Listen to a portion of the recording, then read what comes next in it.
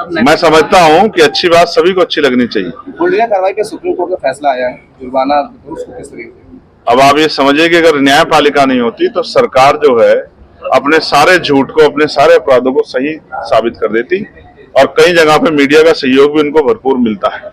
लेकिन जब ये बात मुझे सख्त लफ्जों में कहनी पड़ेगी, जब एक पत्रकार की फतेहपुर में घर में घुस के हत्या कर दिया दिलीप सैनी की, तब सरकार और मीडिया दोनों ही चुप हो जाते हैं।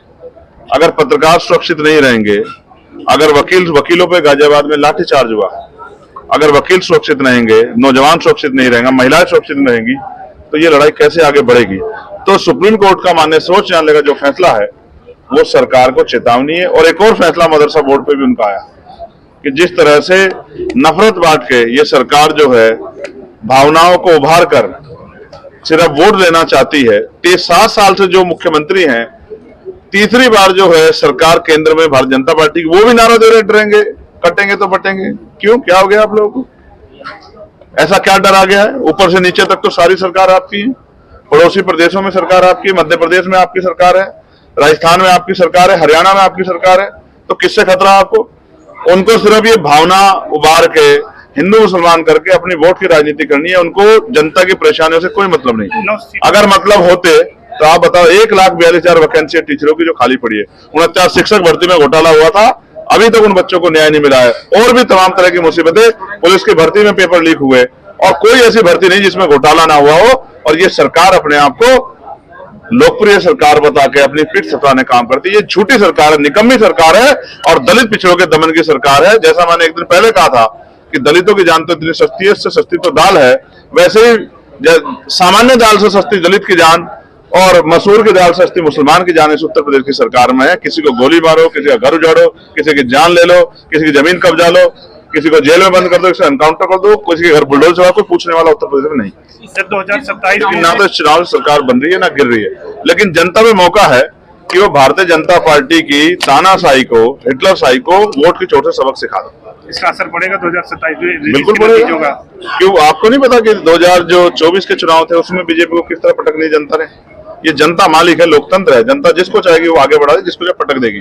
और जिनको घमंड हो गया उन दरख्तों को गिरना पड़ेगा, खत्म होना पड़ेगा। तो मेरी बात को आप याद रखना। अच्छा, सरकार कहती थी कि 370 हटाए जम्मू कश्मीर से, और विधानसभा वहां पर सरकार बदलने के बाद पारित कर रही है, मारपीट हो रही है, और 370 को जो है वो फिर से वापस लाने की तैयारी है। शायद आप नहीं जानते, मैं तो जानता हूँ, मैं वकील हूँ, कि वहां जो है एलजी साहब के हाथ में बहुत कुछ है, हमारे गवर्नर साहब के हाथ में। आप समझते हैं ना? तो गवर्नर साहब के वहां रहते किस तरह से हिंसा हो रही है, इसका जवाब भारतीय जनता पार्टी को देना चाहिए। सरकार को बने तो जुमे 10 दिन भी नहीं हुए, लेकिन क्या ये कोई प्रयोग तो नहीं है? बॉर्डर की सुरक्षा की जिम्मेदारी सेंट्रल की है, स्टेट की नहीं है। ये जो कोई भी आतंकवादी कहीं से भी एंट्री करे उसका जड़ से सफाई करो।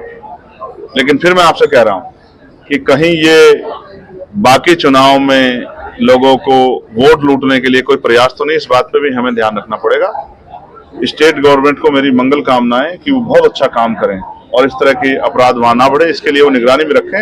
लेकिन सेंट्रल गवर्नमेंट का जो योगदान है उसको भी नहीं भूलना चाहिए, क्योंकि एलजी राज्यपाल साहब के हाथ में बहुत कुछ है।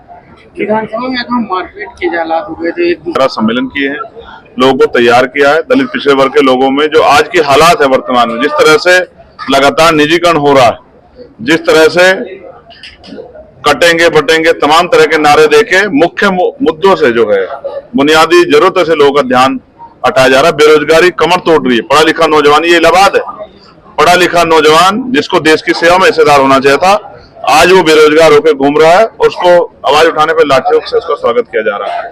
तो हमारा ये प्रयास है कि सभी को साथ लेकर चल के आजाद समाज पार्टी को ताकत दी जाए और भविष्य में ये जो अन्याय हो रहा है, चाहे बुलडोजर के जरिए हो, चाहे गोली मार कर हो, चाहे जुल्म करके हो, गरीबों की जमीन दबा कर, ये सारे तरह के अन्याय को बंद करके ये भाईचारा ताकतवर बने उत्तर प्रदेश में, इसके लिए हम लोग अपना काम जिम्मेदार से कर रहे हैं। आपने कहा कि ये बहुजन की उर्वरा भूमि है, मायावती जी की पार्टी बहुजन समाज पार्टी भी लड़ रही है, तो किस तरह से उनसे लड़ाई है? नहीं, उनसे हमारी कोई लड़ाई नहीं, वो हमारे बड़े हैं, हम उनका सम्मान करते हैं। लेकिन समाज ने तय कर लिया कि उनको बहुत सारे मौके दे दिए, अब आजाद समाज पार्टी को मौका देना। बीजेपी में कटेंगे को लेकर कैसे करेंगे? कहाँ बट रहे हैं? देखो कितने सारे लोग आम आदमी पार्टी छोड़ के, समाजवादी पार्टी छोड़ के, कांग्रेस पार्टी छोड़ के, लोग जनशक्ति पार्टी छोड़ के, ये सब जुड़े तो हैं।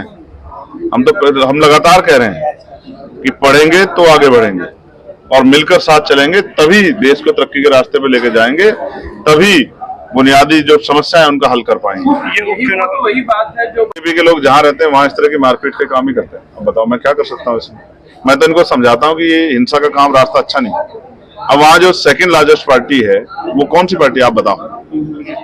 तो क्यों कर रहे हैं हिंसा बीजेपी के लोग? उनको हिंसा नहीं करनी चाहिए। मैं उनको सुधरने के लिए जो है उनको तरफ हाथ करूंगा कि वो सुधरे, उनको संदेश भी दूंगा। फूलपुर चुनाव में क्या लगता है कि बहुजन के जो लोग हैं वो आपके साथ क्यों जुड़े हैं? क्या